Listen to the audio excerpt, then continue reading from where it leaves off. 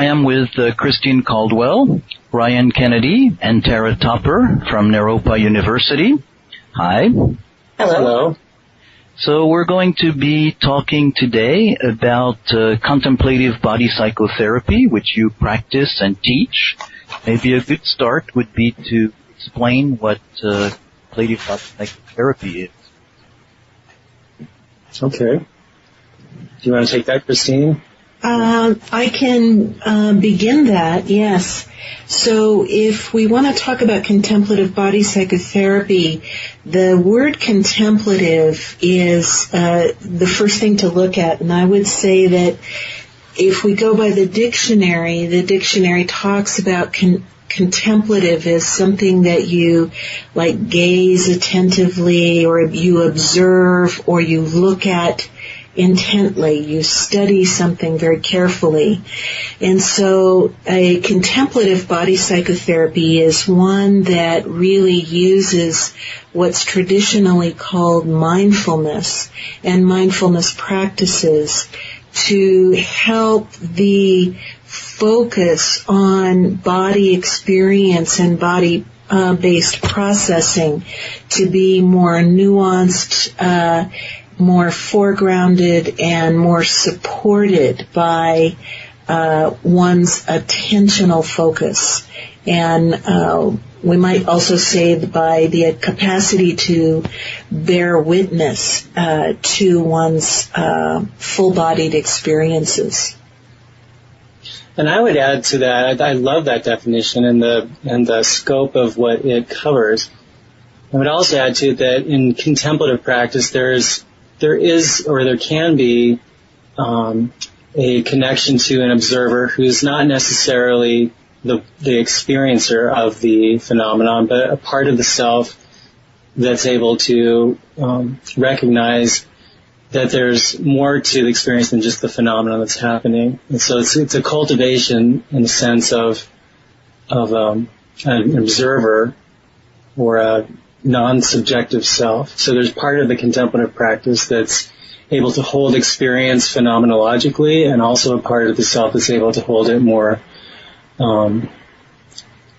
objectively. I think Ryan's making a good point, because one of the capacities that is valued in contemplative body psych is that capacity to know that I am more than just what has happened to me. And one of the ways in which we understand healing is the capacity to completely engage with the experience, our somatic experience, but also to know that we have a capacity to also observe experience. Right. So what I'm hearing is there is a sense of being very much in tune with the experience, with the body process, and at the same time a sense that I am more than what is happening to me. Yeah, I am both identifying with the experience, but also that experience isn't me. It's something that I'm engaging with.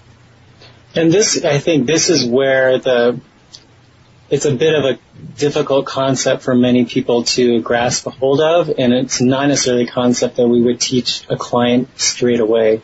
But the contemplative practice very much embraces an attitude of non-dualism, that multiple realities can be happening simultaneously, and they're not contradictory. So that the physical experience and the phenomenological experience of what's happening in and with the body is 100% accurate. At the same time, there's more to the picture than meets the eye. There's many layers of experience happening, and at the gross level of experience in the body is one layer. There's a lot of subtle layers of experience that are also happening that extend beyond just an individual body and maybe go into a more transpersonal perspective.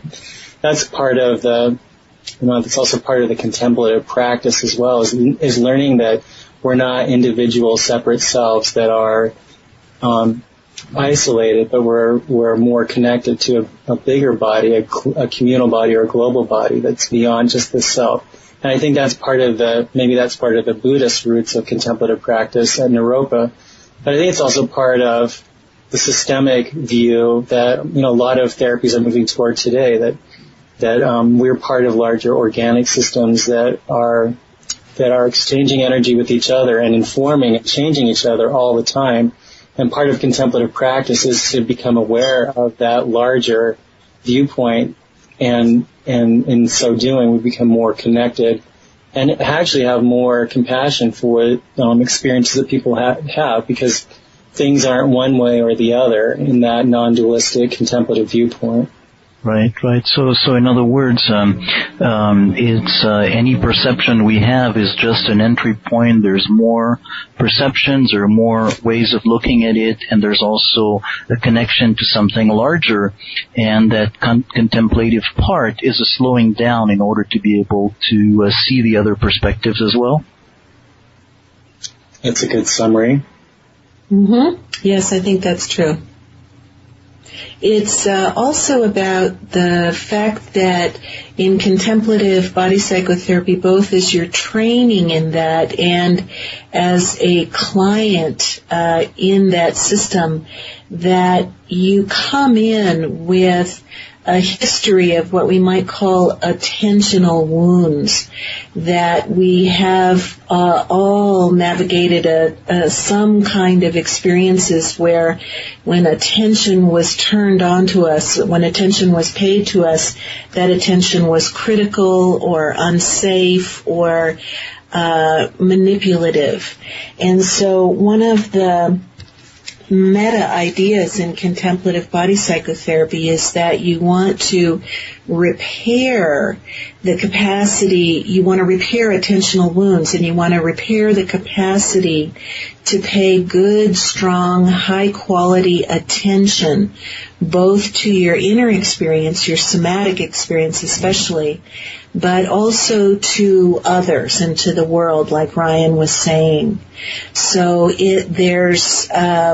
there's these reparative experiences that we can have when we allow our attention, for instance, to be non-judgmental, non-analytic, and just create a kind of beam of attention towards our experience that's very clear and very open, and it's a tremendous way that we create safety, for instance, with clients. Mm-hmm. Yeah. Mm-hmm. I would also add that if we look at it through a developmental lens, that we actually gain a sense of our own self through being witnessed by someone. And so as we start to get witnessed through the therapeutic relationship around that we start to internalize that sense of witnessing for ourselves, that there's actually a way that relationship helps build an ego structure. Nice. Yeah. I think for me, and that's a really excellent point, that back to the non-dual idea, that at Naropa, when we're thinking about the contemplative forms of body psychotherapy and how those are expressed both in training as well as in clinical environments, there's a notion of being able to hold both what I would say is more of a materialistic viewpoint, or in more Buddhist terms, where it's more of the relative world. So these are things like DSM diagnoses and systemic observations about hierarchies in families, or however it plays out from a diagnostic or assessment perspective. But so that view can be held, but it's not seen as some kind of literal reality, that there's more of an absolute truth that gets played out, and that is that each being and each person is an expression of wholeness as they are, and in that sense, we're supporting that wholeness and the expression of that wholeness through the mindfulness practices and the contemplative approach of seeing beyond or through the wounding and allowing for the intrinsic basic goodness of the individual to be expressed.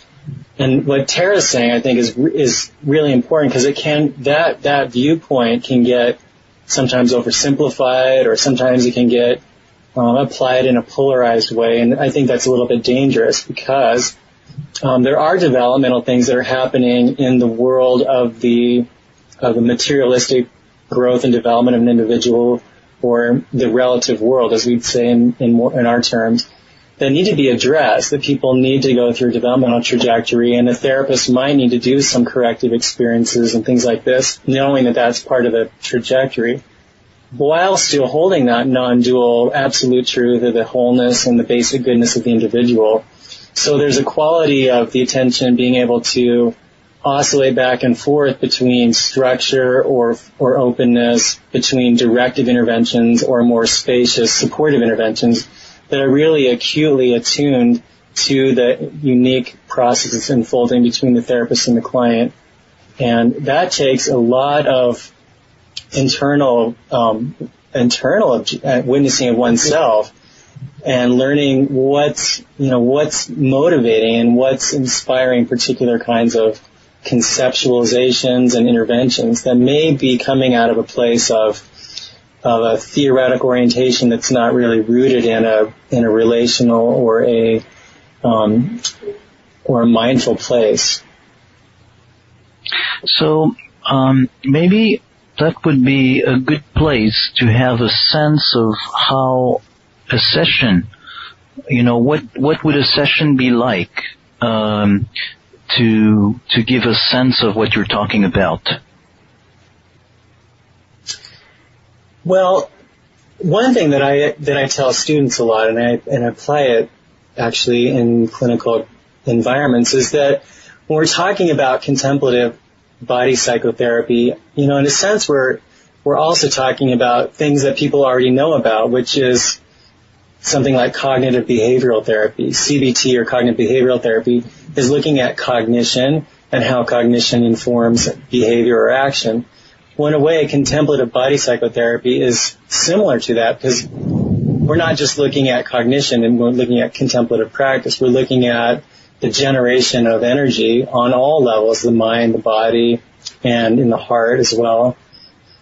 So there's a way in which contemplative body psychotherapy can have a lot of the same kind of external look as something like CBT, for instance. I think the view of the therapist, though, is I'm not trying to change you by calling your cognition something like irrational or like thoughts that are destructive, but rather it's looking at where are those thoughts coming from. And usually there's a version of contemplative practice that looks at those kind of thoughts as distortions of ego-based thinking. And when we're working on letting go of that and supporting the client and accessing their intrinsic basic goodness, then it allows them to soften and have a little more self-compassion and get past those kind of belief systems and structures that prevent them from really expressing their full aliveness through and with their body. So, if I understand you correctly, in some ways, a psychotherapist would behave the way another psychotherapist would, and pay attention to what's happening on a material level, a level of observe behavior, but actually not then be focusing on trying very hard to change the client, but actually observing from a sense of observing distortion of ego-based thinking and creating the space for this to flow in a more organic way. That's a nice way to summarize what I just said. It sounds pretty abstract, and I'm sure, as most body psychotherapists know, it's hard to describe one session that encapsulates how all sessions will look. So, having a more detailed version of the application of these practices in a session might help somebody. And in general, I think it really starts with me as the practitioner, or whoever is the practitioner, that person, in this case it would be me, is able to be grounded and centered as a practitioner, not necessarily in a state of perfection, because that's not really the role of contemplative practice. The role of contemplative practice is to support and invite and, in a sense, even embrace what is. It's about not pushing anything away, and it's not about clinging on to anything that's that we're trying to obtain, where it's really about being present and accepting of each moment as it presents itself. So as a therapist doing a contemplative-based body psychotherapy session, I'm tracking what's happening with me. I'm not trying to change myself so that I'm more present or make myself into a better rendition of whatever the ego ideal is. I'm just accepting things as they are with an understanding that I'm an expression of that basic goodness. There might be things that I can do or say that would support particular things in more clinically relative ways. And I'm also tracking that I'm present and in my body and awake and tracking my own attentional flow, my own biases. I'm aware of those things and I'm taking ownership of them from a ongoing oscillating perspective. I'm not getting too focused inwardly. I'm not getting too focused outwardly. I'm not getting too focused on specific dynamics, and I'm not getting too lost in the general territory. And my attention is able to track all of those things in an ongoing way. And I'm also letting go of, I might be aware of some conceptions or case theoretical orientations, but I'm not attaching any kind of fact to that or saying this is reality. I'm saying here are some elements of reality that's unfolding and I don't know. So there's an element of beginner's mind that's always going along with the experience of I don't know, and I'm in a co-creative process with this individual exploring the territory without getting lost in the map. I'm trying to be in the territory with them, even though maps are helpful in exploring territories. So that's a lot of how a session goes, kind of holding both things simultaneously, one being the theoretical understanding of body psychotherapy, as many people have trained in and understand. The other is a experiential exploration and not really knowing what because there is not necessarily a right answer. It's a co-creative process. I was going to say, I also think of the moving cycle. Christine, I don't know if you were just about to talk about that. But. Yeah, I thought that I think one of the important things that Ryan is saying is that this type of psychotherapy is not monolithic, that there's a lot of different ways we can bring many different modalities to it, in application to it. And if I were to try to tease out some of the commonalities that might occur in terms of what Ryan was saying, I would say that, for instance, you begin a session and you are opening out the session by bringing the client into the present moment. And so that would be one of the fairly common central premises, is that, for instance, I might ask the client, could you please describe for me what you're noticing in your body right now? And then what occurs at that point is that I am not going to interpret that experience. I'm not going to ask the client to interpret that experience or create a kind of meaning narrative at that point. In fact, one of the things that in the work that I've developed, which is called the moving cycle, is a principle that's called postponing interpretation. So what you do is you settle into the body in the present moment, even if there's some goal or story or event that you want to work on. You begin by locating yourself in the present moment, describing your present moment experience, and then stepping into it, really engaging it. And so one of the things that might happen is they might say, my jaw is tight. And I would say, I might ask them to describe that experience. Is it more on the left or the right? Is it a hot quality, etc.? Just descriptors. But then what I might do is to say, that's it. Stay with that. Just engage with that, with your jaw, exactly the way it is. And this is what Ryan was saying a little bit ago, that you really hold the somatic experience in a very clear environment of attention. So the attention actually cares for the experience and holds it and allows it to then emerge under its own terms. So we're not using our conceptual mind to create a kind of a box that explains the body. This is sort of one of my favorite gripes about what we do when we talk about our bodies instead of really engage with our bodies. So we postpone that idea that we're a verbal translator for our physical experience, and we really encourage the client to immediately engage with that, with the experience, let's say, of the tight jaw, and to, for instance, say things like, that's it, just stay with that. What does your jaw want to do right now? How can you breathe to support your jaw in what it wants to do right now? Stay with noticing the sensations.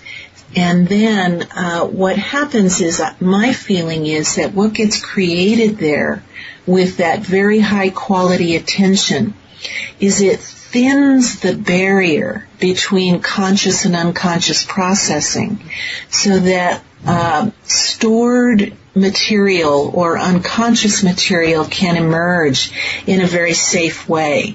So I might then ask the client, as you really stay with your jaw right there, and as you hold and care for that experience in your jaw, do you hear any words, or do any sounds come up, any sensations elsewhere in your body, any emotional states, any memories? And so we're working with the associative capacity of unconscious processing, or we could also say right brain processing, and bringing up the creative material that is safe to emerge at that point, that is associated to the jaw. And that kind of mindfulness, holding the jaw in high quality attention and allowing emotions to sequence, or images to sequence, movement to sequence, that is about then our capacity to stay associated and not have that very common dissociation that occurs that causes the client suffering in the first place, when they dissociate from the power and the rich material that's arising when they really take good care of that experience in their jaw. So I hope that sort of helps with the clinical. Yeah, it's very beautiful, and I think, not in any way trying to summarize the richness of what you said, but for instance, the experience of the jaw may be painful, and a normal tendency to human beings is go away from the pain, but actually you're helping people engage with the experience, and in so doing feeling grounded, and the sense that is thinning the barrier between the conscious and the unconscious from that place, in that place of safety and grounding. Yeah, yes. Very well put.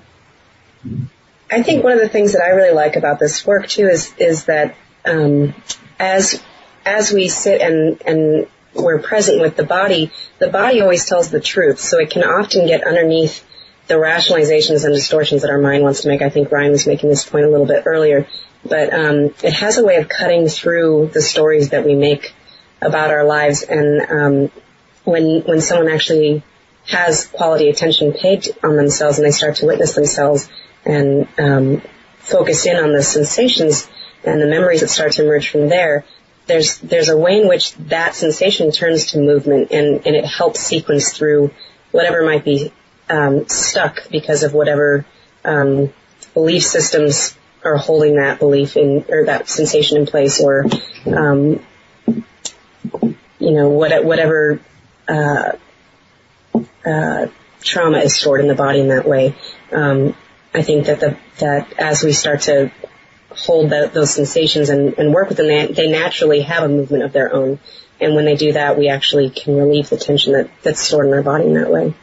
So that sensation is actually something that is a gateway to a movement that has not had completion. Absolutely, well said. Mm-hmm. Yes. In a way, what I think the contemplative practice is doing by not going to conceptual frameworks straight away, but supporting the somatic experience of it, is that it's allowing for the procedural memory to be able to be expressed that didn't get expressed earlier, instead of jumping to the semantic memory of what it was about and the interpretation of it. It's very supportive that way. Mm-hmm. Mm-hmm. So, how do people get trained? You train people to become practitioners in that. What's the training like? Well, at Naropa we have a 3-year program, and in that sense we have a wonderful luxury of being academics because we can teach both theory and practice, ethics, social engagement, and practicum all woven together at the same time. And we also can teach many different methodologies at the same time. And so one of the things we do in terms of this, talking about it not being monolithic, and how Ryan talked about how one can actually bring in some important resources that have been developed in even verbal methodologies. We really start out with a premise that the student has to really learn to pay high quality attention to their own experience and be a kind of clear channel with their own experience, because that's the basis of being able to sort through things like the difference between intuition, therapeutic intuition, and projection. And so we can give it a fancier term, calling it countertransference stress, and certainly we can see that as somatic countertransference stress as well as cognitive and emotional. But we really first spend quite a bit of time in helping the student to uncover how to work their own capacity, both in a freestanding way. In other words, we give them practices that they can do on their own, but also in an embedded way, so that their capacity to, for instance, oscillate their attention from inside themselves to outside and to a client is a very important aspect of the flow of attention that is actually the way that attention naturally operates, especially in a system like with two people in it. So we begin with and keep that thread going through the whole 3 years, that the student is studying themselves at the same time as they are studying a vast array of different methods and modalities that can be operationalized through a contemplative lens. And so as you're describing it, is that big part of developing that observer capacity and focusing on how it would be of use as a psychotherapist in terms of observing oneself while observing the client, observing, for instance, the difference between intuition and projection. Mm-hmm. Mm-hmm.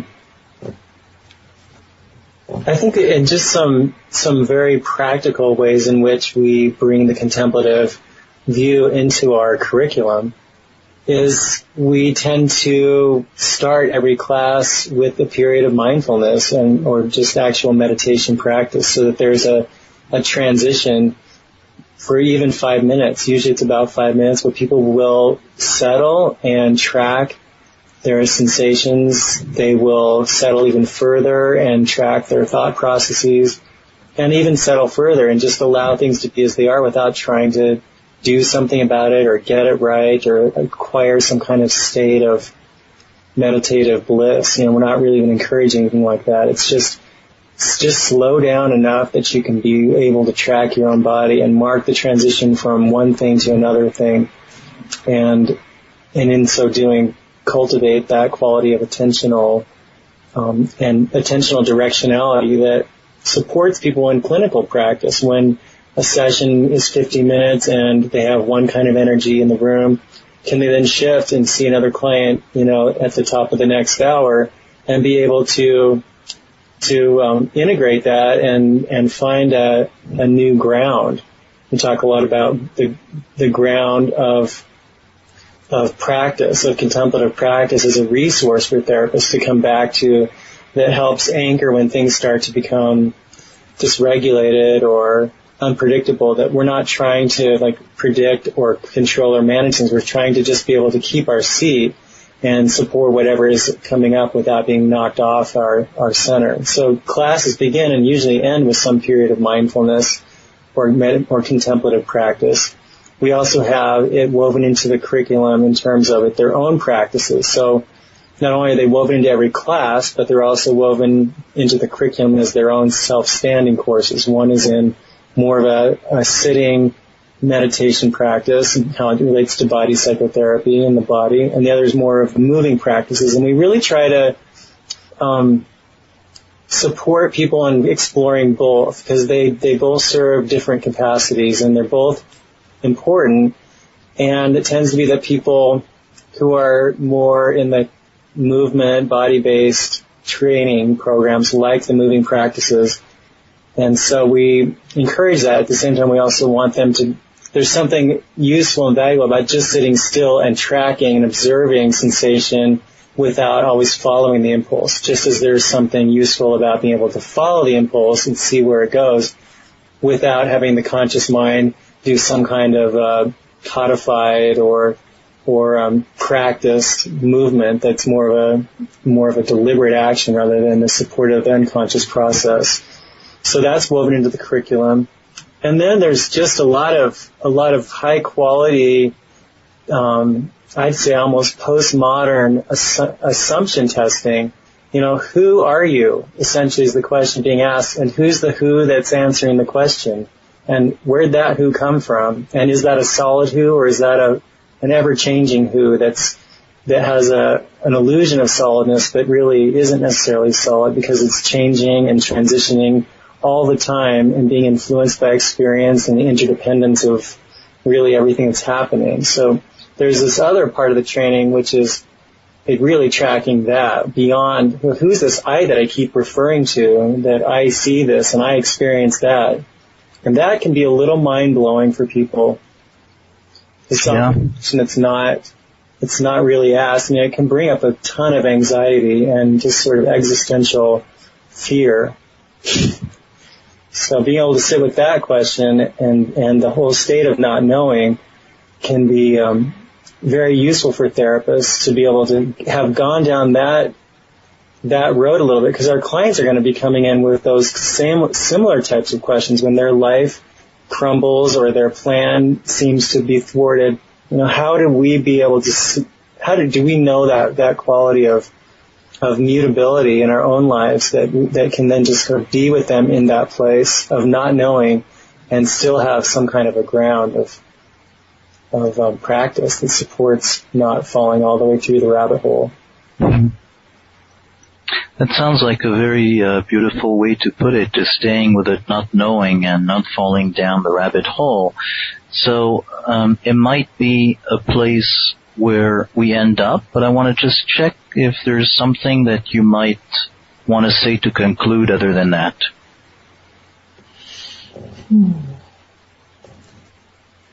Just going on that existential thing, I think most people want to be seen, and what's scary about that is the fear of judgment. And I think the more we can sit with our own non-duality and let meditation support that, or mindfulness support that, we're able to bring that quality of attention to our clients without our own projections getting in the way.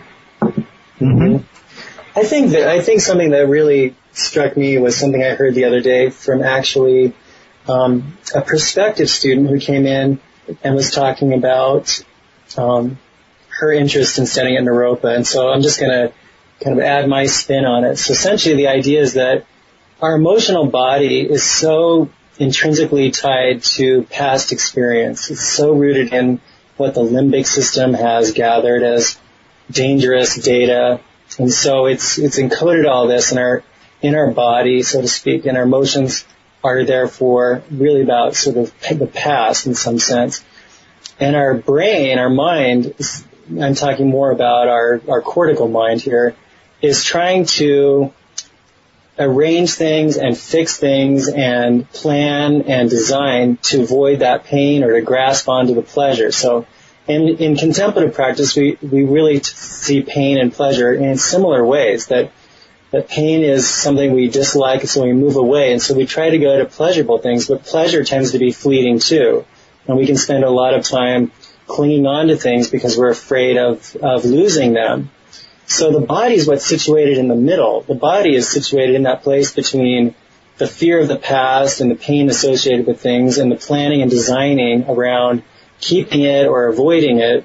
And so when we are coming into the body and that contemplative awareness of what's happening in our body, then we can start to shed some of the character strategies and the armoring and all these things that go on, and getting into the direct experience of the moment. A lot of times the energy that's tied up in striving and planning and avoiding and clinging can be freed up to really allow more aliveness and joy in the moment. Even though painful things might be happening or lovely things might be happening, we can experience them fully and just experience the joy or experience the sadness without getting into the suffering where the joy and sadness get amplified through the controlling mind of the ego. And that's where I think the loveliness of contemplative body psychotherapy practice comes in.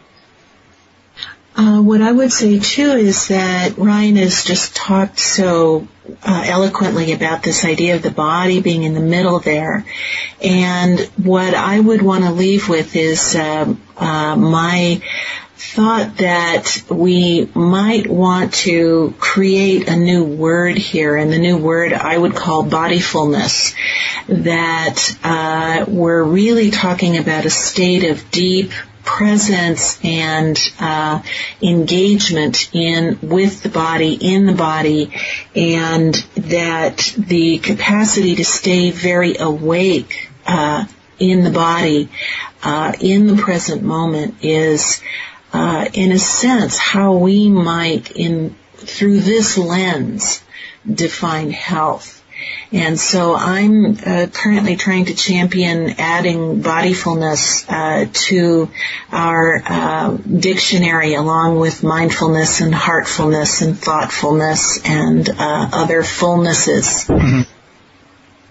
Great. Thanks, Christine, Ryan, and Tara. This recording is part of the Somatic Mindfulness and Relational Psychotherapy podcast. See the website relationalimplicit.com.